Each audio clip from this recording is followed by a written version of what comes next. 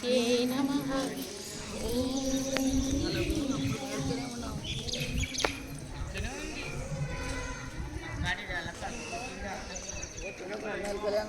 అమ్మ పాట పాడుతున్నారు. అమ్మ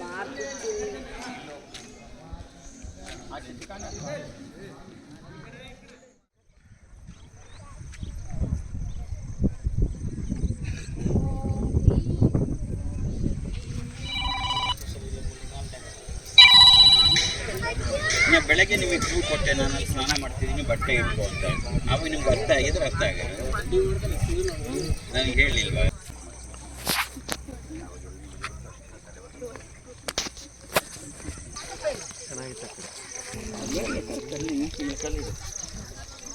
ಹೂಳಿದೆ,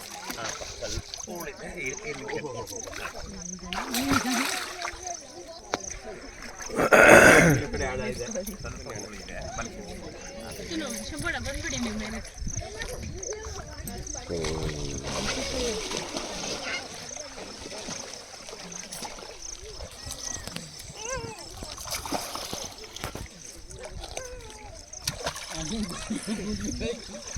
पानी बूंदे नहीं रहा है।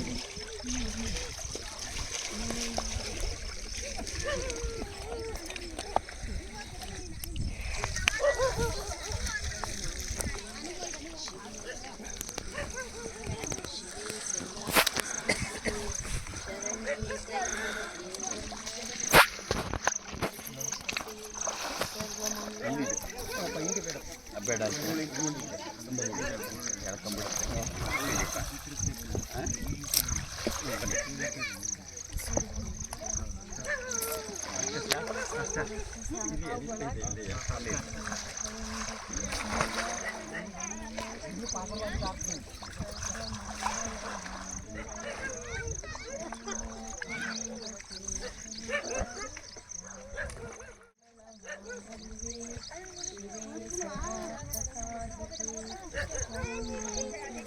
ಎಲ್ಲ ಲಕ್ಷಾಂತರ ಮಕ್ಕಳ ಪಾಪ ನಿವಾರಣೆ.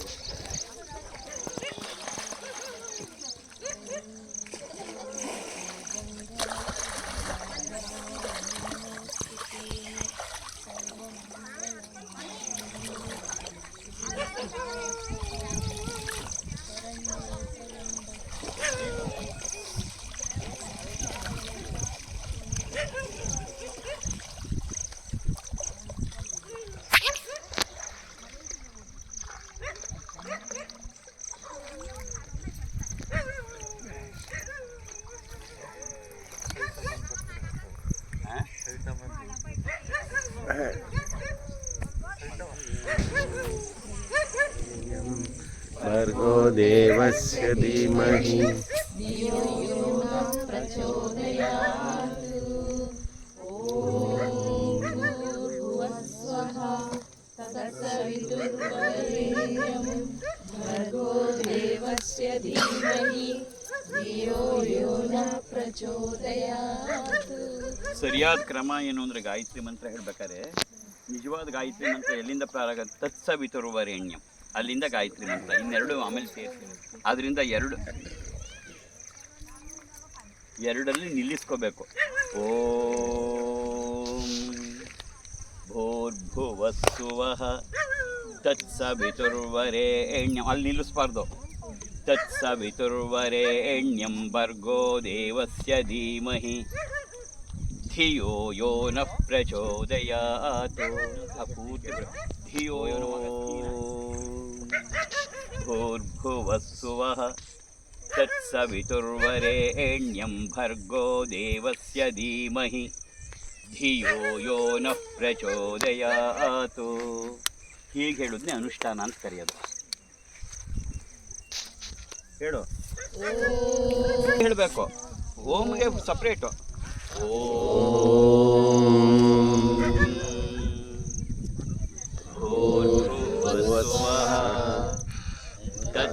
ಚಾರ್ಜ್ ಮಾಡಲೇಬಾರ್ದು. ತತ್ಸವಿತುರ್ವರೆಣ್ಯಂ ಭರ್ಗೋ ದೇವಸ್ಯ ಧೀಮಹಿ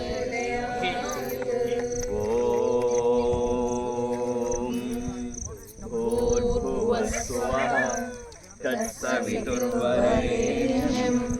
ಭರ್ಗೋ ದೇವಸ್ಯ ಧೀಮಹಿ धियो यो न धियो यो नः प्रचोदयात् तत्सवितुर्वरेण्यं भर्गो ಸೇರಿಸ್ಬೇಕಾಯ್ತಲ್ಲ ಧೀಮಹಿ ಧಿಯೋ ಯೋ ನಃ ಪ್ರಚೋದಯಾತ್ ಓಂ ಭೂರ್ಭುವಸ್ಸುವಃ तत्सवितुर्वरेण्यं भर्गो देवस्य धीमहि धियो यो नः प्रचोदयात् ॐ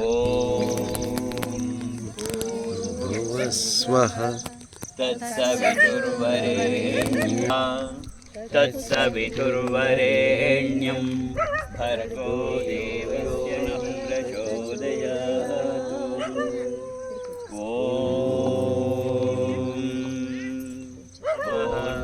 तत्सवितुर्वरेण्यं भर्गो देवस्य धीमहि धियो यो नः प्रचोदयात् ॐ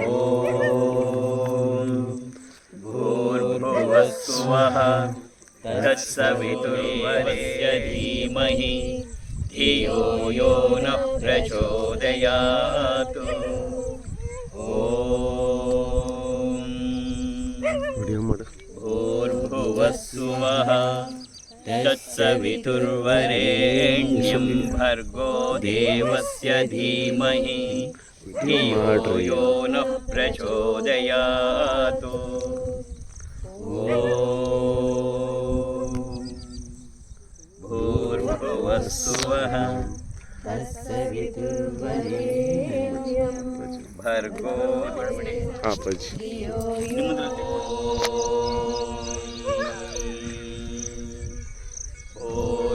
भूर्भुवस्सुवः तत्सवितुर्वरेण्यं भर्गो देवस्य धीमहि धियो यो नः प्रचोदयात्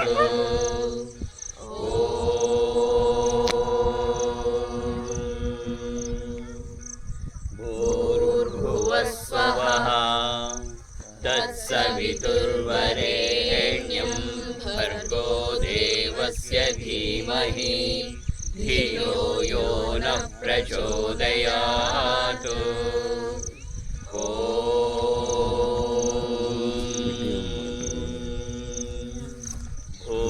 भूर्भुवस्सुवः तत्सवितुर्वरेण्यं भर्गो देवस्य धीमहि धियो यो नः प्रचोदयात्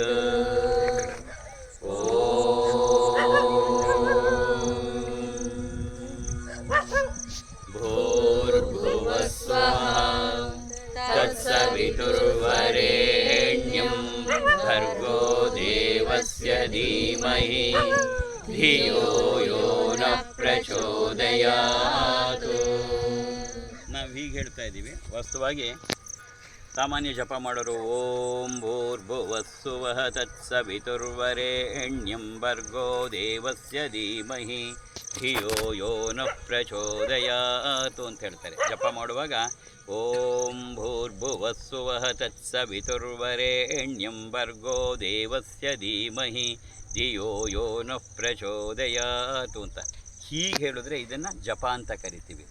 ನಾವು ಬಿಡಿಸಿ ಹೇಳ್ತೀವಲ್ಲ ಓಂ ಭೂರ್ಭುವಸ್ಸುವಃ ತತ್ಸವಿತುರ್ವರೇಣ್ಯಂ ಭರ್ಗೋ ದೇವಸ್ಯ ಧೀಮಹಿ ಧಿಯೋ ಯೋ ನಃ ಪ್ರಚೋದಯಾತ್ ಹೀಗೆ ಹೇಳೋದನ್ನೇ ಅನುಷ್ಠಾನ ಅಂತ ಕರೆಯೋದು.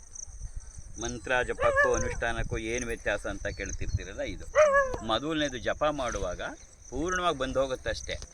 ಆದರೆ ಅನುಷ್ಠಾನದಲ್ಲಿ ಪ್ರತಿಯೊಂದ್ರದ್ದು ಶಕ್ತಿಯನ್ನು ಹಿಡ್ಕೋತೀವಿ. ಓಂ ಅನ್ನೋದ್ರದ್ದು ಭೂರ್ಭುವಸ್ಸುವಃ ತತ್ಸ ಅದು ಬೇರೆ ಬೇರೆ ಮಾಡಿ ಬೇರೆ ಬೇರೆಯಾಗಿ ಶಕ್ತಿಯನ್ನು ಹೀರ್ಕೋತಾ ಹೋಗೋದನ್ನೇ ಅನುಷ್ಠಾನ ಅಂತ. ಜಪಕ್ಕೂ ಅನುಷ್ಠಾನಕ್ಕೂ ಅಷ್ಟೇ. ಓಂ ಭೂರ್ಭುವಸ್ಸುವಃ ತತ್ಸವಿತುರ್ವರೇಣ್ಯಂ ಭರ್ಗೋ ದೇವಸ್ಯ ಧೀಮಹಿ ಧಿಯೋ ಯೋ ನಃ ಪ್ರಚೋದಯಾತ್. ಇದು ಜಪ ಮಾಡೋರು, ಗಾಯತ್ರಿ ಜಪ ಮಾಡೋರು. ಅನುಷ್ಠಾನ ಮಾಡೋರು ಓಂ ಭೂರ್ಭುವಸ್ಸುವಃ ಭೂರ್ಭುವಸ್ಸುವಃ ತತ್ಸವಿತುರ್ವರೆಣ್ಯಂ ಭರ್ಗೋ ದೇವಸ್ಯ ಧೀಮಹಿ ಧಿಯೋ ಯೋ ನಃ ಪ್ರಚೋದಯಾತ್.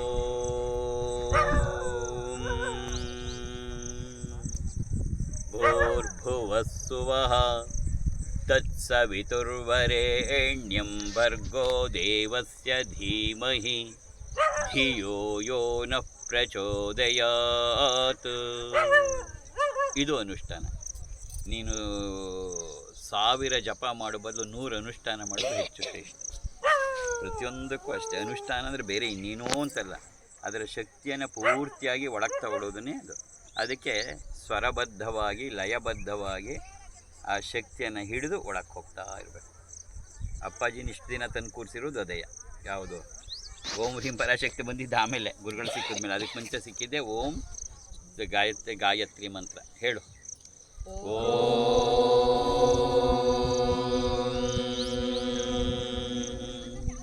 ಭೂರ್ಭುವಸ್ಸುವಃ ತತ್ಸವಿತುರ್ವರೆಣ್ಯಂ ಭರ್ಗೋ ದೇವಸ್ಯ ಧೀಮಹಿ ಧಿಯೋ ಯೋ ನಃ ಪ್ರಚೋದಯಾತ್.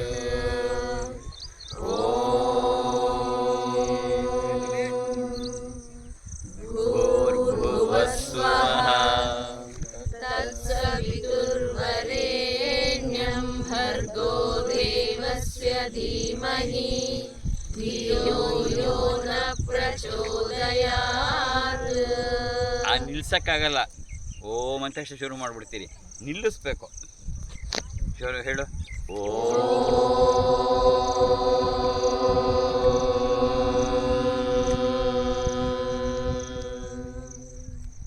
ಭೂರ್ಭುವಸ್ಸುವಃ ತತ್ಸವಿತುರ್ವರೆಣ್ಯಂ ಭರ್ಗೋ ದೇವಸ್ಯ ಧೀಮಹಿ ಧಿಯೋ ಯೋ ನಃ ಪ್ರಚೋದಯಾತ್.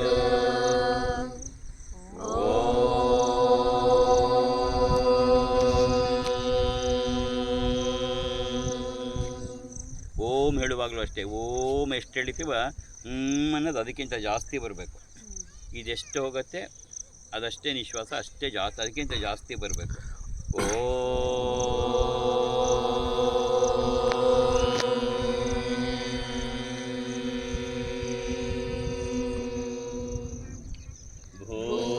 ಭೂರ್ಭುವಸ್ಸುವಃ ತತ್ಸವಿತುರ್ವರೆಣ್ಯಂ ಭರ್ಗೋ ದೇವಸ್ಯ ಧೀಮಹಿ ಧಿಯೋ ಯೋ ನಃ ಪ್ರಚೋದಯಾತ್.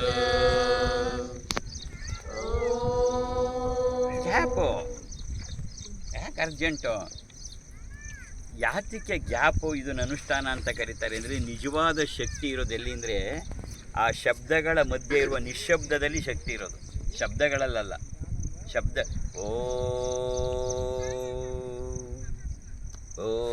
ಆ ಮಧ್ಯದಲ್ಲಿ ಗ್ಯಾಪು ಬರುತ್ತಲ್ಲ, ನಿಶ್ಶಬ್ದ. ಆ ನಿಶ್ಶಬ್ದದಲ್ಲಿ ಶಕ್ತಿ ಇರೋದು. ಅದಕ್ಕೆ ಅದನ್ನ ಅನುಷ್ಠಾನ ಅಂತ ಕರೆಯೋದು. ಜಪ ಅಂದರೆ ಕಂಟಿನ್ಯೂಸ್ ಹೋಗುತ್ತೆ.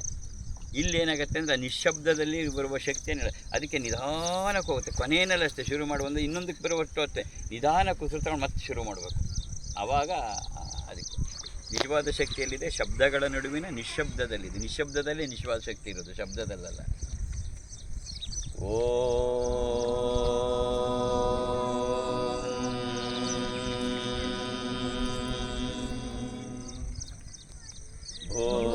ಭೂರ್ಭುವಸ್ಸುವಃ ತತ್ಸವಿತುರ್ವರೆಣ್ಯಂ ಭರ್ಗೋ ದೇವಸ್ಯ ಧೀಮಹಿ ಧಿಯೋ ಯೋ ನಃ ಪ್ರಚೋದಯಾತ್.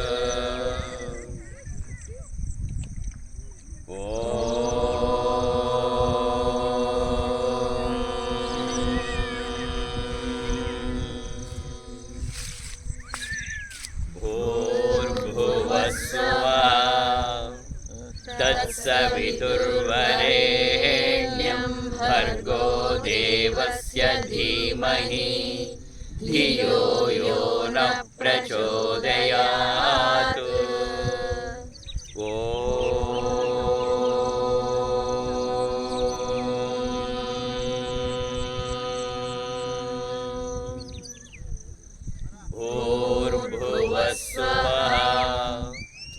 तत्सवितुर्वरेण्यं भर्गो देवस्य धीमहि धियो यो न प्रचोदयात्।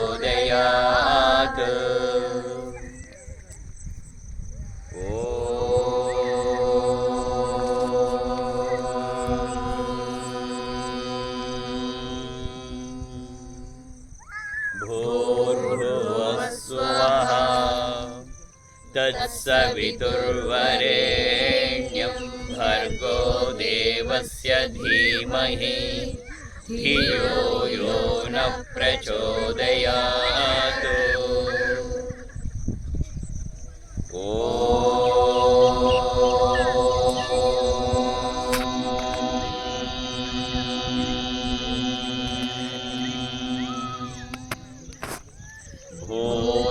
भूर्भुवस्सुवः तत्सवितुर्वरेण्यं भर्गो देवस्य धीमहि धियो यो न प्रचोदयात्।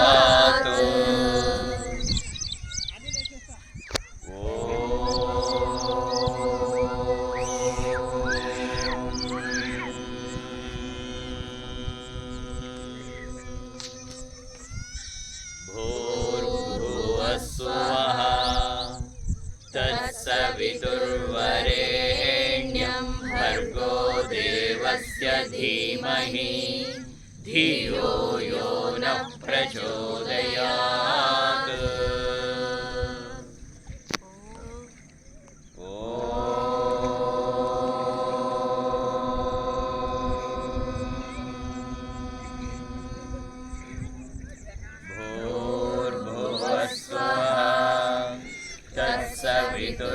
तत्सवितुर्वरेण्यं भर्गो देवस्य धीमहि धियो यो न प्रचोदयात्।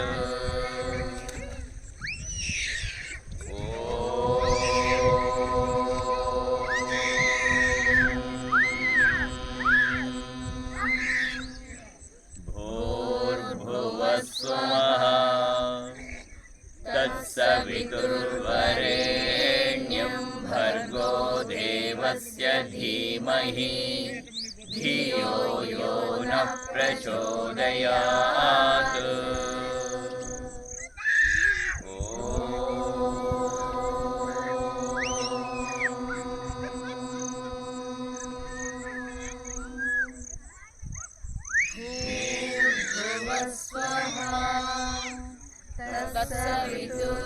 तत्सवितुर्वरेण्यं भर्गो देवस्य धीमहि धियो यो न प्रचोदयात्। धियो यो न प्रचोदयात्। धियो यो न प्रचोदयात्।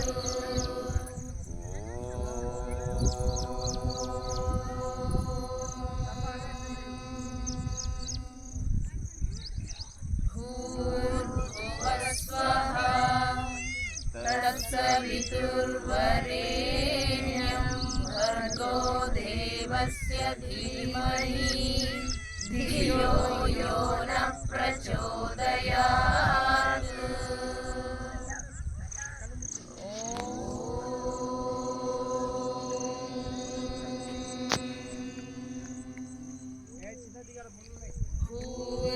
भूर्भुवस्सुवः तत्सवितुर्वरेण्यं भर्गो देवस्य धीमहि धियो यो न प्रचोदयात्।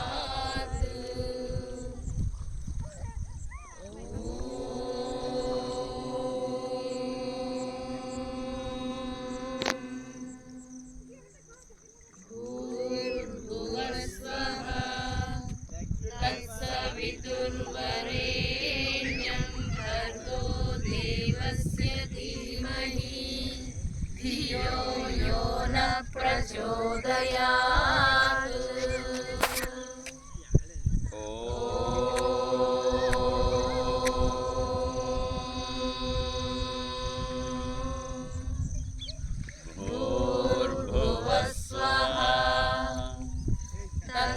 तत्सवितुर्वरेण्यं भर्गो देवस्य धीमहि धियो यो न प्रचोदयात्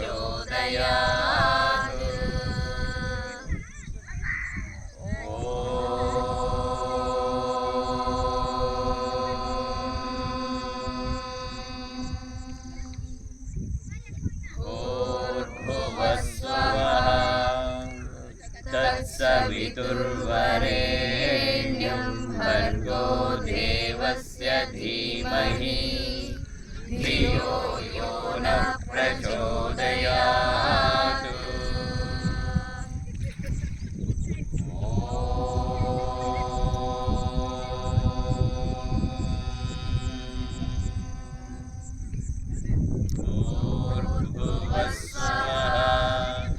तत्सवितुर्वरेण्यं भर्गो देवस्य धीमहि धियो यो न प्रचोदयात्. ಇದನ್ನ ಗಾಯತ್ರಿ ಮಂತ್ರ. ವಾಸ್ತವವಾಗಿ ಇದನ್ನು ಗಾಯತ್ರಿ ಮಂತ್ರ ಅಂತ ಕರಿತೀವಿ. ಇದನ್ನು ನಿಜವಾದದ್ದು ಸವಿತೃ ಗಾಯತ್ರಿ ಅಂತ. ಗಾಯತ್ರಿ ಅಂದರೆ ಅದೊಂದು ಛಂದಸ್ಸು, 24 ಅಕ್ಷರಗಳನ್ನು ಸರಿಯಾದ ಕ್ರಮದಲ್ಲಿ ಜೋಡಿಸುವ ಒಂದು ಛಂದಸ್ಸೇನಿದೆ, ಅದಕ್ಕೆ ಗಾಯತ್ರಿ ಛಂದ ಅಂತ. ಗಾಯತ್ರಿ ಛಂದಸ್ಸು. ಆದರೆ ನಿಜವಾದ ದೇವತೆ ಸವಿತೃ ಅಂದರೆ ಸೂರ್ಯದೇವ. ಸೂರ್ಯದ ಸವಿತೃ ಗಾಯತ್ರಿ ಅಂತ ಇದನ್ನು ಕರೀತೀವಿ. ನೀವು ಹೇಳ್ತಾರಲ್ಲ ಹಸನ್ಮುಖಾಯ ವಿದ್ಮಹೇ ಪ್ರೇಮರೂಪಾಯೇ, ಅದು ಕೂಡ ಗಾಯತ್ರಿ ಮಂತ್ರ. ಅದು ವಿರಜಾನಂದರ ಗಾಯತ್ರಿ. ಅಮೃತ ಹಸ್ತಾಯ ವಿದ್ಮಹೇ ಮಹಾಶಕ್ತಿ ರೂಪಾಯ ಧೀಮಹಿ ತನ್ನೋ ಅಪ್ಪಾಜಿ, ಅದು ಅಪ್ಪಾಜಿ ಗಾಯತ್ರಿ ಮಂತ್ರ. ಎಲ್ಲ ದೇವರಿಗೂ ಒಂದೊಂದು ಗಾಯತ್ರಿ ಮಂತ್ರ ಇರುತ್ತೆ. ಆದರೆ ಅತ್ಯಂತ ಶ್ರೇಷ್ಠವಾದದ್ದು ಈ ಸವಿತೃ ಗಾಯತ್ರಿ. ಯಾವುದಕ್ಕಾದ್ರೂ ಬಹಳ ಮುಖ್ಯವಾದದ್ದೇನು ಅಂತ ಹೇಳಿದ್ರೆ ಇಲ್ಲಿ ಪ್ರಾರ್ಥನೆಯೂ ಅಷ್ಟೇ. ಧಿಯೋ ಯೋ ನ ಪ್ರಚೋದಯಾತ್, ನನ್ನ ಧೀಶಕ್ತಿಯನ್ನು ಹೆಚ್ಚು ಮಾಡು, ಪ್ರಚೋದಿಸು, ಧೀಶಕ್ತಿಯನ್ನು ಪ್ರಚೋದಿಸು. ಶ್ರದ್ಧೆ ಅನ್ನೋದಕ್ಕೆ ಉಪನಿಷತ್ತಲ್ಲಿ ಒಂದು ವ್ಯಾಖ್ಯಾನ ಕೊಡ್ತಾರೆ. ಗುರು ಹೇಳಿದ್ದನ್ನು ಸರಿಯಾದ ರೀತಿಯಲ್ಲಿ ಯಥಾರ್ಥವಾಗಿ ಅರ್ಥ ಮಾಡ್ಕೊಳ್ಳೋದೇ ಶ್ರದ್ಧೆ ಅಂತ. ಅವನೇನು ಹೇಳ್ತಾನೆ ಯಥಾರ್ಥವಾಗಿ ಅರ್ಥ ಮಾಡ್ಕೋಬೇಕು. ಇದು ಭಾಳ ಕಷ್ಟದ ಕೆಲಸ. ಸಾಮಾನ್ಯವಾಗಿ ಎಲ್ಲ ಕಡೆಯೂ ಎಲ್ಲರೂ ಎಲ್ಲ ಕಾಲದಲ್ಲೂ ಹಾಗೆ ಆಗುತ್ತೆ. ಯಾರೋ ಏನೋ ಮಾತಾಡೋದು ನಾವೇನೋ ಅರ್ಥ ಮಾಡ್ಕೋತೀವಿ. ಪ್ರತಿನಿತ್ಯ ನಡೆಯುವುದೇ ಹಾಗೆ. ಆದರೆ ಯಾರು ಏನು ಹೇಳ್ತಾರೆ ಅದನ್ನು ಯಥಾರ್ಥವಾಗಿ, ಹಾಗಾದರೂ ವೇದಾಂತವನ್ನು ಯಥಾರ್ಥವಾಗಿ ಅರ್ಥ ಮಾಡ್ಕೋಬೇಕು. ಇಲ್ಲದೇ ಆದರೂ ಅಲ್ಪಜ್ಞಾನಕ್ಕೆ ಕಾರಣ ಆಗಿ ತೊಂದರೆಗಳೇ ಆಗಿಬಿಡುತ್ತೆ ಸಮಾಜಕ್ಕೆ. ಹಾಗಾಗಬೇಕಾದ್ರೆ ನಮ್ಮ ಬುದ್ಧಿಶಕ್ತಿ ಪ್ರಖರವಾಗಬೇಕು. ಆ ಬುದ್ಧಿಶಕ್ತಿಯನ್ನು ಪ್ರಖರ ಮಾಡ್ತಕ್ಕಂಥದ್ದೇ ಈ ಸವಿತೃ ಗಾಯತ್ರಿ, ಸೂರ್ಯ ಗಾಯತ್ರಿ. ಇದು ಇಲ್ಲಿ ಕೇಳ್ಕೊಳ್ಳೋದು ಅಷ್ಟೇ.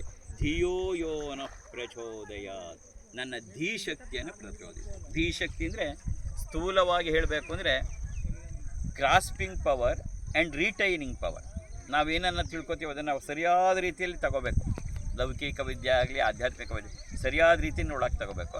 ಮತ್ತು ಎಲ್ಲ ಓದಿದ್ದೀನಿ ಮರ್ತೋಗ್ಬಾರ್ದು, ಅದು ಒಳಗಡೆ ಉಳಿಬೇಕು. ಇವೆರಡನ್ನ ಸ್ಥೂಲವಾಗಿ ಧೀಶಕ್ತಿ ಅನ್ನೋದಕ್ಕೆ ಬಹಳ ವಿಶೇಷವಾದ ಅರ್ಥ ಇದೆ. ಸ್ಥೂಲವಾಗಿ ಹೇಳಬೇಕು ಅಂದರೆ ಇದನ್ನೇ ಧೀಶಕ್ತಿ.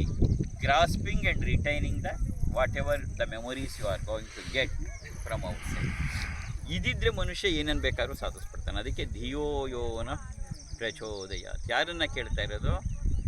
ತತ್ಸವಿತುರ್ವರೇಣ್ಯಂ, ಹೇ ನೀನು ಪೂಜನೀಯ, ಭರ್ಗೋ ದೇವಸ್ಯ ಧೀಮಹಿ. 7 ಬಣ್ಣದ ರಥಗಳ ಕುದುರೆಗಳನ್ನು ಕಟ್ಟಿಕೊಂಡು ರಥದ ಮೇಲೆ ಬರ್ತಿರುವ ಹೇ ಸೂರ್ಯನೇ, ನೀನು ಪೂಜೆಗೆ ಅರ್ಹ. ಧಿಯೋ ಯೋ ನ ಪ್ರಚೋದಯಾತ್, ನನ್ನ ಧೀಶಕ್ತಿನ, ಬರೀ ಬುದ್ಧಿವಂತಿಕೆ ಅಲ್ಲ. ಧೀಶಕ್ತಿ ಅಂದರೆ ಬರೀ ಬುದ್ಧಿವಂತಿಕೆ ಅಲ್ಲ, ಅದು ಬುದ್ಧಿವಂತಿಕೆನೂ ಸೇರ್ಕೊಂಡ್ಬಿಡತ್ತೆ ಅಷ್ಟೇ. ಬುದ್ಧಿವಂತಿಕೆ, ಗ್ರಾಸ್ಪಿಂಗ್ ಪವರು, ರಿಟೈನಿಂಗ್ ಪವರು, ಮತ್ತು ಇನ್ನೊಬ್ಬರಿಗೆ ಉತ್ತರ ಕೊಡ್ತಕ್ಕಂಥದ್ದು ಎಲ್ಲವೂ ಕೂಡ ಅದರೊಳಗೆ. ಅದಕ್ಕೆ ಹಿಂದೆ ಬ್ರಾಹ್ಮಣರು ಬಹಳ ಬುದ್ಧಿವಂತರಾಗ್ತಿದ್ರು ಅಂತ ಹೇಳ್ತಿದ್ರು. ಯಾಕೆಂದರೆ ಅವ್ರು ಗಾಯತ್ರಿ ಮಂತ್ರದಿಂದ ಮಾತ್ರ. ಅದರಿಂದ ಯಾರೇ ಆದರೂ ಅಷ್ಟೇ ಸ್ವಲ್ಪ ಕಾಲವಾದರೂ ದಿನ ಗಾಯತ್ರಿ ಮಂತ್ರವನ್ನು ಅನುಷ್ಠಾನ ಜಪ ಮಾಡೋದು ಒಳ್ಳೆಯದು. ಅನುಷ್ಠಾನ ಮಾಡೋದ್ರಂತೂ ಆ ಧೀಶಕ್ತಿ ತನಗೆ ತಾನೇ ಬೆಳೀತಾ ಹೋಗುತ್ತೆ. ಇವತ್ತೆಷ್ಟೋ ಸರಿ ಅಂತಿರ್ತಾರೆ, ಅಪ್ಪಾಜಿ ನಿಮ್ಗೆ ಹೇಗೆ ಗೊತ್ತಾಗತ್ತೆ ಇಮ್ಮಿಡಿಯೇಟ್. ಅದೇ ಧೀಶಕ್ತಿ ಅಂದರೆ. ಅಷ್ಟು ಜನ ಇರ್ತಾರೆ, ಹೇಗಾಗತ್ತೆ ಅಂದರೆ ಧೀಶಕ್ತಿ, ಅದನ್ನೇ ಧೀಶಕ್ತಿ. ಇದನ್ನು ನಾವು ಹೂಗ್ಯಮ್ಮಲ್ಲಿದ್ದಾಗ ಇದೇ ಥರ 10,000 ದಿನಕ್ಕೆ ಮಾಡ್ತಾಯಿದ್ವಿ. 10,000. ಹಾಗಾಗಿ ಆ ಧೀಶಕ್ತಿ ಪ್ರಚೋದನೆಯಾಗ್ತಾ ಇದ್ದಿದ್ದು. ಧಿಯೋ ಯೋ ನ ಕೂತ್ಕೊಂಡು ಹೀಗೆ ಸ್ನಾನ ಮಾಡಿ ಕೂತ್ಬಿಟ್ರೆ 4 ಗಂಟೆ 5 ಗಂಟೆ, ಬೆಳಗ್ಗೆ ಒಂದು 4-5 ಅವರ್ಸು, ಸಂಜೆ ಒಂದು 4-5 ಅವರ್ಸ್ ಕೂತ್ಕೊಂಡಿದ್ದೆ, ಬೇರೆ ಇನ್ನೇನಿಲ್ಲ. ಧಿಯೋ ಅದೇನಾಗುತ್ತೆ ಅಂದರೆ ಮಿಕ್ಕಿದ ಟೈಮಲ್ಲಿ ಅದು ಆ ಧಿಯೋ ಯೋ ನ ಪ್ರಚೋದಯಾತ್. ನಾವೆಲ್ಲ ಮಂತ್ರಕ್ಕಿಂತ ಅತಿ ಶ್ರೇಷ್ಠವಾದದ್ದು ಯಾವುದಪ್ಪ ಅಂದರೆ ಗಾಯತ್ರಿ ಮಂತ್ರ. ಆವಾಗ ಜೀವನವು ಯಥಾರ್ಥವಾಗಿ ಅರ್ಥವಾಗುತ್ತೆ, ಪರಮಾರ್ಥವು ಯಥಾರ್ಥವಾಗಿ ಅರ್ಥ ಆಗುತ್ತೆ. ಜೀವನ ಅಂದರೆ ಏನು ಅಂತಲೂ ಅರ್ಥ ಆಗತ್ತೆ, ಪರಮಾರ್ಥ ಅಂದರೆ ಏನು ಅಂತಲೂ ಅರ್ಥ ಆಗತ್ತೆ. ಅದಕ್ಕೋಸ್ಕರವೇ ವೇದಾಧ್ಯಯನಕ್ಕೆ ಮುಂಚೆ, ಉಪನಿಷತ್ ಅಧ್ಯಯನಕ್ಕೆ ಮುಂಚೆ ಎಲ್ಲ ಗಾಯತ್ರಿ ಜಪವನ್ನು ಮಾಡಲೇಬೇಕು. ಮಾಡದೆ ಅದನ್ನು ಮಾಡಿ ಕರಗತ ಮಾಡ್ಕೊಳ್ಳದೆ ನಾವು ಮಾಡಿದ್ರೆ ಅದು ಏನೋ ಉಪನಿಷತ್ತು ಏನೋ ಹೇಳುತ್ತೆ, ನಾವೇನೋ ಅರ್ಥ ಮಾಡ್ಕೊಂಡ್ಬಿಡ್ತೀವಿ.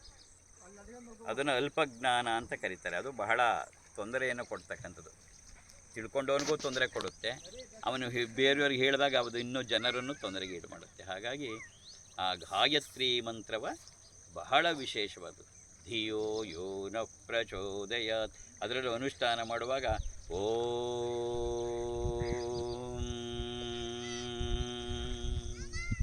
ಭೂರ್ಭುವಸ್ಸುವಃ ತತ್ಸವಿತುರ್ವರೆಣ್ಯಂ ಭರ್ಗೋ ದೇವಸ್ಯ ಧೀಮಹಿ ಧಿಯೋ ಯೋ ನ ಪ್ರಚೋದಯಾತ್. ಇದರಲ್ಲಿ ಇನ್ನೊಂದು ವಿಶೇಷ ಏನಪ್ಪ ಅಂದರೆ ಪ್ರಾಣಾಯಾಮ ಬಹಳ ಮುಖ್ಯ. ಉಚ್ಛ್ವಾಸ, ನಿಶ್ವಾಸ ಮತ್ತು ಕುಂಭಕ ಒಳಗಡೆ. ಇದು ಗಾಯತ್ರಿ ಮಂತ್ರದಲ್ಲಿ ತಾನಾಗತ್ತೆ. ನೀನು ಪ್ರಯತ್ನಪೂರ್ವಕವಾಗಿ ಮಾಡಬೇಕಾದ ಅವಶ್ಯಕತೆಯೇ ಇಲ್ಲ. ಅದೇ ಗಾಯತ್ರಿ ಮಂತ್ರದ ಶ್ರೇಷ್ಠತೆ. ಅದು ಯಾತಕ್ಕೆ ಅಷ್ಟು ಶಕ್ತಿ ತುಂಬತ್ತೆ ಅಂದರೆ ಒಳಗಡೆ ಕುಂಭಕ ಎಷ್ಟಾಗಬೇಕು ನಾವು ಸರಿಯಾದ ರೀತಿಯಲ್ಲಿ ಮಾಡಿದ್ರೆ ಆ ಪ್ರಾಣಾಯಾಮ ಕ್ರಿಯೆ ತಾನಾಗಿ ಒಳಗಡೆನೂ ಕೂಡ ಆಗ್ತಾ ಹೋಗುತ್ತೆ. ಮಾಡು, ಒಂದು 5 ಸರಿ ಮಾಡು, ಹೊರಡೋಣ.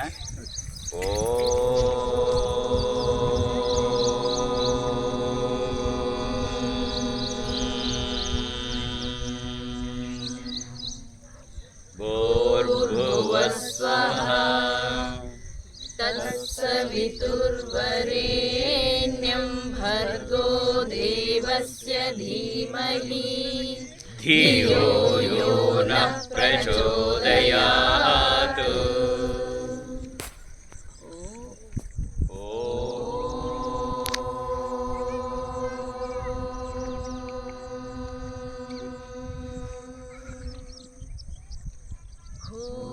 ಭೂರ್ಭುವಸ್ವಃ ತತ್ಸವಿತುರ್ವರೆಣ್ಯಂ ಭರ್ಗೋ ದೇವಸ್ಯ ಧೀಮಹಿ ಧಿಯೋ ಯೋ ನ ಪ್ರಚೋದಯಾತ್.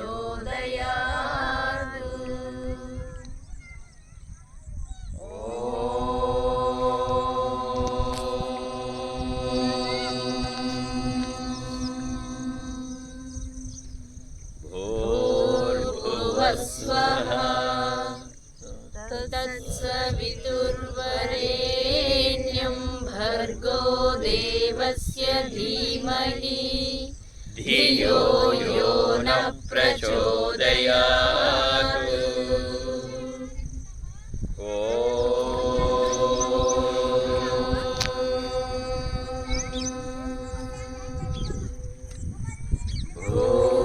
ಭೂರ್ಭುವಸ್ವಃ ತತ್ಸವಿತುರ್ವರೆಣ್ಯಂ ಭರ್ಗೋ ದೇವಸ್ಯ ಧೀಮಹಿ ಧಿಯೋ ಯೋ ನ ಪ್ರಚೋದಯಾತ್.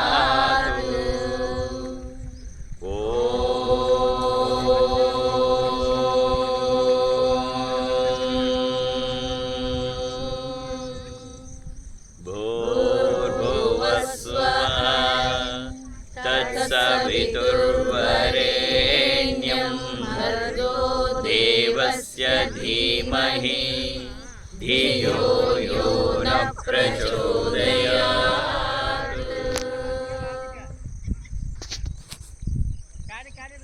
ಓಂ ಜಪಾಕುಸುಮ ಸಂಕಾಶಾಂ ಕಾಶಪೇಯಂ ಮಹಾದ್ಯುತಿಂ ತಮೋರಿಂ ಸರ್ವಪಾಪಘ್ನಂ ಪ್ರಣತೋಸ್ಮಿ ದಿವಾಕರಂ. ಜಪಾಕುಸುಮ ಸಂಕಾಶಾಂ ಕಾಶಪೇಯಂ ಮಹಾದ್ಯುತಿಂ ತಮೋರಿಂ ಸರ್ವಪಾಪಘ್ನಂ ಪ್ರಣತೋಸ್ಮಿ ದಿವಾಕರಂ. ಓಂ ಜಪಾಕುಸುಮ ಸಂಕಾಶಾಂ ಕಾಶಪೇಯಂ ಮಹಾದ್ಯುತಿಂ ತಮೋರಿಂ ಸರ್ವಪಾಪಘ್ನಂ ಪ್ರಣತೋಸ್ಮಿ ದಿವಾಕರಂ. ಪ್ರಣತೋಸ್ಮಿ ದಿವಾಕರಂ, ಪ್ರಣತೋಸ್ಮಿ ದಿವಾಕರಂ.